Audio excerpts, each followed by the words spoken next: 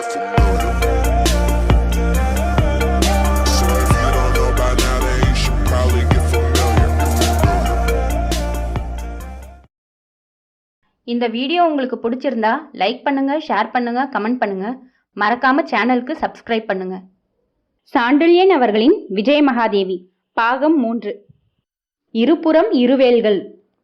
இலங்கையின் 4வது முக்கிய நதி என அழைக்கப்பட்டதும் கரையோரமாக அழகிய மலர்களை உடையதுமான வளவே கங்கையின் அழகிய நீரோட்டம் காலை வெயிலில் பளபளத்து தனது அழகை பன்மடங்கு உயர்த்தி கொண்ட நதி பிரவாகத்தை பார்த்து கொண்டே ஆழ்ந்த யோசனையில் இருந்த விஜயன் தூரத்திலிருந்து ஒற்றனை ஒரு கையிலும் வெட்டிய தலையை இன்னொரு கையிலும் பிடித்து கொண்டு வந்த நுவரகிரியை ஏறெடுத்து நோக்கினான் கேள்வி கேட்கும் பாவனையில். மன்னன் புருவங்கள் உயர்ந்ததிலிருந்தே அவனது கேள்வியை புரிந்து கொண்ட நுவரகிரி, மன்னவா, இவனை முதலில் சோழர்கள் ஒற்றன் என்று பிடித்தேன். பிறகு இவன் தனக்குத்தானே தூதன் என்ற திருநாமத்தை சூட்டிக்கொண்டான். கடைசியாக இளையகேசதாது அனுப்பியதாக சொன்னான். இப்போது இன்னும் ஒரு கதையை சொல்கிறான் என்று கூறிவிட்டு தனது கையிலிருந்த தலையையும் நோக்கி தூதுவன் தலையையும் நோக்கினார். 2 தலைகளும் கிட்டத்தட்ட ஒரே அளவு இருக்கிறது. இந்த தலைக்கு பதில் இவன் தலையை அனுப்பிவிடலாம் என்று தீர்மானித்தேன். ஆனால் அதை செய்ய மனம் வரவில்லை என்று கூறி ஏமாற்ற பெருமூச்சும் விட்டார்.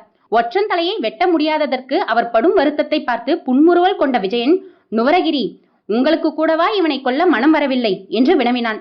உங்களுக்கு கூடவா என்று விஜயன் சொன்னதன் பொருளை பூர்ணமாக புரிந்து கொண்டார் நுவரகிரி. ராட்சசர்கள் என்று அழைக்கப்பட்டு பிறகு ராக்கர்கள் என்று திரிந்த இனத்தின் வழிவந்த அரக்கனான தனக்கு ஒற்றனை கொல்ல மனம் வரவில்லை என்று சொன்னதால் மன்னன் ஏளனம் செய்கிறார் என்பதை உணர்ந்து கொண்டதால், மன்னவா, நான் அரக்கர் வம்சமானாலும் இவன் கதையை கேட்க என் மனமே உருகுகிறது. இல்லாவிடில் இவன் தலையை திருகி 2 தலைகளையும் கோணியில் போட்டு இளையகேசதாதுவுக்கு நானே அனுப்பியிருப்பேன் என்று தமது இலகிய மனதுக்கு காரணம் காட்டிய நுவரகிரி, டேய், நீ தூது வந்த காரணத்தை மன்னனிடம் சொல் என்று கூறினார். அந்த சாதாரண பேச்சே குலை நடுங்கும்படியாயிருந்ததால், மன்னவா என்று குழையும் குரலில் துவங்கினான் தூதன். சொல் என்றான் விஜயன். அப்பொழுது வளவே கங்கையின் மேல் கரையில் உள்ள ஒரு பெரிய பாறையில் உட்கார்ந்து கையிலிருந்த ஒரு குறுவாளால் பாறையில் இருந்த ஒரு செடியை எடுக்க முயன்று கொண்டிருந்தான் விஜயன். மன்னவன் தன்னை பார்க்காமல் செடியை கிளறி கொண்டிருக்கிறானே என்று தனது பதிலை சற்று தாமதித்த ஒற்றன், மன்னவா என்று மீண்டும் மெதுவாக அழைத்தான். சொல், கேட்கிறேன் என்று மன்னன் பழையபடி பாறையை கிளறுவதில் இருந்தான். ஒற்றன் மெதுவாக தனது கதையை சொல்ல துவங்கி, மன்னவா, இந்த இழிவான வேலை என் தலையில் ஏற்றப்படும் என்று கனவிலும் எண்ணவில்லை. குட்டசாலகா பண்டகசாலையின் தலைவனாக இருந்தேன் நான். அந்த பண்டகசாலையின் மூலம் நீங்கள் மன்னர் அரண்மனையில் நுழைந்து விட்டதாக மறுநாள் பேச்சு அடிப்பட்டது குட்டசாலகா நகரத்தில். அன்று இரவே பண்டகசாலையும் கொளுத்தப்பட்டது. அது தீப்பிடித்து எரியவே நானும் எனது மனைவியும் 2 குழந்தைகளும் வெளியே ஓடினோம். பண்டகசாலை ஆட்களில் 2 பேர் தப்பினார்கள். மற்றவர்கள் தீயில் மாய்ந்தார்கள். பண்டகசாலையை இழந்து வெளியிலிருந்த எங்களை இளையகேசதாதுவின் வீரர்கள் அழைத்து போய் ஒரு சத்திரத்தில் காவல் வைத்தார்கள். 2 நாட்கள் கழித்து நீங்கள் அரண்மனைக்குள் எப்படி வந்தீர்கள் என்று விசாரித்தார்கள். எனக்கு தெரியாது என்று சொன்னதை அவர்கள் நம்பவில்லை. என் குடும்பமே சிறையில் வைக்கப்பட்டது. 2 நாட்களுக்கு முன்னால் அந்த நகரத்தின் படைத்தலைவன் நான் தங்களிடம் தூது போக வேண்டும் என்றும் உங்கள் படைத்தலைவன் தலையை வெட்டி உங்களிடம் கொடுக்க வேண்டும் என்றும் சொன்னான். நான் ஒப்பாததால் என் மனைவி மக்களை அவன் பலவந்தமாக இழுத்து சென்றான். அன்று மாலை இளையகேசதாதுவிடம் நான் அழைத்து செல்லப்பட்டேன். இதற்கு நான் ஒப்பாவிடில் படை வீரர்கள் ஆசை தீர்த்து கொள்ள அவர்களிடம் என் மனைவி ஒப்படைக்கப்படுவாள் என்று அவரே சொன்னார். அப்போதும் நான் இணங்கவில்லை. என் மனைவி எங்கிருந்தோ ஒரு வீரனால் இழுத்து வரப்பட்டாள். இளையகேசதாது கண்ணை காட்ட என் மனைவியை நிர்வாணமாக்க முயன்றான் அவளை இழுத்து வந்த வீரன். அவள் கதறினாள், மன்னவா, இது உங்களுக்கு அழகல்ல, விடுங்கள் அவளை என்றும் நானும் கதறினேன். ஒப்புக்கொள்கிறாயா? இந்த ஒரு வார்த்தையை தான் கேட்டார் மன்னர். ஒப்புக்கொண்டாள் என்று சந்தேகம் கேட்டேன். உன் மனைவி தூய்மையுடன் உன்னிடம் வருவாள் என்றார் அவர். குழந்தைகள் என்று கேட்டேன். ஆபத்து எதுவும் ஏற்படாது என்றார் இளையகேசதாது. அதற்கு பிறகு வேறு வழியில்லாமல் ஒப்புக்கொண்டேன். பிறகு நடந்தது உங்களுக்கு தெரியும் என்ற அந்த மனிதன் உடல் நடுங்கியது. பழைய கதையை நினைத்ததால் விஜயன் நீண்ட நேரம் மௌனமாய் இருந்தான். பிறகு தான் கிளறி கொண்டிருந்த செடியை வேருடன் பிடுங்கி அதன் வேர்களை அறுத்தான். இளையகேசதாதுவையும் இப்படி வேருடன் ஒழிக்க வேண்டும் என்று அவன் சொன்னபோதுதான் நுவரகிரி தாம் அதற்கு சித்தமாயிருப்பதை சொன்னார். அதே நேரத்தில் தூரத்தில் படுதூள் கிளம்பியதை பார்த்து எழுந்து பாறை மீது நின்றான் மன்னவன். நுவரகிரியை பார்த்து இவனை நாளை அனுப்புவோம் என்று தூதனை சுட்டிக்காட்ட அவன் 2 வீரர்களால் அழைத்து செல்லப்பட்டான். பிறகு தூதனை அறவே மறந்துவிட்ட விஜயன் தூரத்தில் எழுந்த புழுதியை நோக்கி கொண்டிருந்தான். கிட்டே வரவர முகப்பில் இருந்த 2 தலைவர்களும் தங்கள் வாட்களை உயர தூக்கி ஆட்டியும் பிறகு தாழ்த்தியும் வணக்கம் தெரிவித்ததை கண்ட விஜயனின் முகத்தில் பெரும் மகிழ்ச்சியும் பெருமையும் கலந்த சாயை படர்ந்தது. வந்த படையின் முகப்பில் தோன்றிய ரவிதேவனும் காலனும் கைகளை தூக்கி பின்னால் வந்த படையை நிறுத்திவிட்டு மன்னவனுக்கு முன்னால் மண்டியிட்டு தலை வணங்கினர். பிறகு எழுந்த ரவிதேவன், இந்த படையில் 2000 வேடர்கள் இருக்கிறார்கள். இவர்கள் அனைவருக்கும் புரவி மீது வேகமாக செல்லும் பழக்கம் இருக்கிறது. புரவியில் வேகமாக சென்றபடி வேல்களை வீச வல்லவர்கள். இந்த வேல் படையை அடுத்து நமது காலாட்படை இருக்கிறது. அவர்கள் அனைவரும் வில்லவர்கள். 1000 பேருக்கும் மேல் இருக்கிறார்கள் என்று கூறினான். சமயத்தில் வந்தாய் ரவிதேவா, நாம் போரை துவங்கும் தருவாயில் இருக்கிறோம் என்று கூறிய விஜயன், நுவரகிரி, நான் இந்த படைப்பிரிவை பார்வையிட்டு வருகிறேன். இவர்களுக்கு உணவளிக்கவும் ஏற்பாடு செய்யுங்கள் என்று உத்தரவிட்டு ரவிதேவனும் காலனும் பின்தொடர படைகளை பார்வையிட சென்றான். 2000 புரவிப்படை வீரர்களும் புரவிகளில் செங்குத்தாய் உட்கார்ந்து நெடிய வேல்களை கைகளில் தாங்கிக் கொண்டிருந்தார்கள்.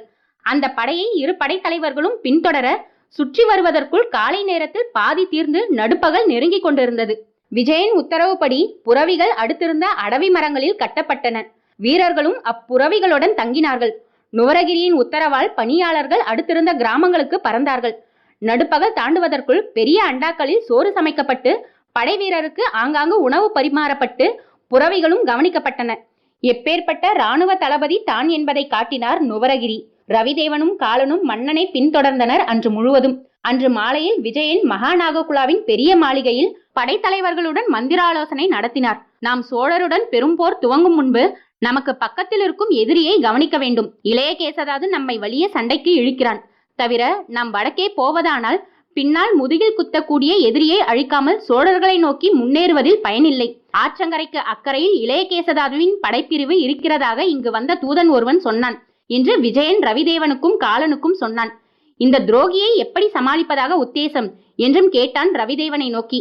அக்கறையின் படைபலத்தை பொறுத்தது. இப்போதே நமது முன்னோடிகளை அனுப்புகிறேன் என்றான் ரவிதேவன். படைபலம் அதிகம் இருக்க காரணமில்லை என்றான் விஜயன். எப்படி அத்தனை திட்டமாக சொல்ல முடியும் என்று கேட்டான் காலன். நுவரகிரி, ஒற்றன் கதையை சொல்லும் என்று விஜயன் கட்டளையிட நுவரகிரி நடந்ததை விளக்கினார். ரவிதேவனும் காலனும் அந்த கதையை கேட்டதும் பிரமித்தனர். இத்தனை அருகில் இருந்தால் இப்பொழுது நாம் கொண்டு வந்திருக்கும் புரவி படையை கொண்டே அதை அழித்து விடலாமே என்றான் காலன். படை இருந்தால் அழித்து விடலாம், இல்லாவிட்டால் என்று விஜயன் கேட்டான். ஒற்றன்தான் சொன்னானே என்றான் ரவிதேவன்.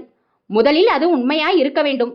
அப்படியே இருந்து நாம் போரிட முற்பட்டதும் எதிரிப்படை பின்வாங்கி நம்மை ருகுணாவுக்குள் இழுத்துவிட்டால் என்று விஜயன் வினவினான். எதிரி நம்மை மகாநாககுலாவிலிருந்து, அதாவது வளவே கங்கையின் அடிப்பகுதியிலிருந்து எதிர்கரையின் உட்பகுதிக்கு இழுத்துவிட்டால் எதிரிப்படை மேற்புறத்திலிருந்து வளைந்து நம்மை பின்புறம் சூழ்ந்து கொள்ளலாம். அத்தகைய போர் நமக்கு பயனளிக்காது என்றான். அப்படியானால் என்று நுவரகிரி கேட்டார். மகாநாககுலாவில் படை திரட்டும் தளம் இருக்கும். சிறிய காவற்படையும் இருக்கும். மீதி படைகள் வடக்கே தாம்பலகாமத்தில் கோட்டையில் இருக்கும். இப்படி 2 தளங்கள் இருந்தால் இளையகேசதாது எந்த புறம் தாக்கினாலும் நாம் சித்தமாய் இருப்போம் என்ற விஜயன் தனது போர் திட்டத்தை விளக்க துவங்கி, மகாநாககுலாவில் வளவே கங்கை மிக ஆழம். அதுவும் மாரிக்காலத்தில் அதன் நீர் 20 அடி ஆழம் இருக்கும். வேகமும் அதிகமாய் இருக்கும். தாம்பலகாமத்தில் அப்படி இல்லை. உண்மையில் அங்கிருந்து வளவே கங்கையை தாண்டுவது மிகவும் சுலபம். தாம்பலகாமம் உண்மையில் தாம்பூல கிராமம். வெற்றிலை கொடிக்கால்களே அதிகமாக உடையது. வெற்றிலை கொடிக்கால் வழியே நதியை தாண்டுவோம்.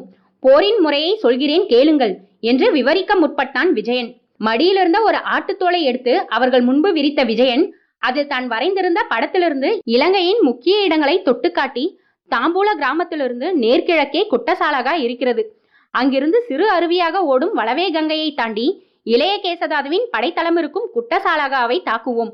இப்போது நமது இருப்பிடத்தை தாம்பூல கிராமத்திற்கு மாற்றுகிறேன். மேலிருந்து குட்டசாலகாவை தாக்கும் அதே சமயத்தில் மகாநாககுலாவில் இருக்கும் நமது படைப்பிரிவு கீழிருந்து தாக்கும் எதிரியை, அதாவது 2 வேல்கள் மேற்கிலிருந்து கிழக்கு நோக்கி பாயும். இந்த தாக்குதலுக்கிடையில் வெற்றிலையை கிழிப்பது போல் 2ஆக எதிரியை கிழித்து போடுவோம் என்று தனது திட்டத்தை விளக்கினான். நாளை நானும் நுவரகிரியும் தாம்பூல கிராமத்துக்கு கிளம்புகிறோம். இன்று நீங்கள் கொண்டு வந்திருக்கும் புரவிப்படையும் நாளை வரும் வில்லவரும் இன்றிலிருந்து 10வது நாள் நேர்கிழக்கில் ருகுணாவில் நுழைந்து விடுங்கள் என்றும் சொன்னான். மந்திர ஆலோசனையை முடித்துக்கொண்டு அந்த புறத்துக்குள் நுழைந்த விஜயன் அங்கிருந்த சுடர்விழியையும் சுந்தரியையும் நோக்கி தனது போர் திட்டத்தை சுருக்கமாக சொல்லி, நாளை நான் தாம்பூல கிராமம் போகிறேன் என்றான். நாங்கள் என்று ஒரே குரலில் 2 பெண்களும் கேட்டார்கள். ஓஹோ, நீங்கள் வேறு இருக்கிறீர்களா? உங்களுக்கும் ஏதாவது ஏற்பாடு செய்கிறேன் என்றான் சர்வசாதாரணமாக. 2 பெண்களும் புரிந்து கொண்டார்கள். நாட்டு நலன் என்றால் தாங்கள் விஜயனுக்கு 2ஆம் பட்சம் என்பதை. அதன் விளைவாக சினத்தால் சிவந்த முகங்களை திருப்பிக் கொண்டு வேகமாக அந்த புறத்துக்குள் நுழைந்து விட்டார்கள். அவர்கள் போனதை கூட விஜயன் கவனிக்கவில்லை. அவன் மனதையெல்லாம் போர் யோசனை ஆட்கொண்டிருந்தது. மறுநாள் காலை 2 பெண்களும் எழுந்தபோது விஜயன் மகாநாககுலாவில் இல்லை.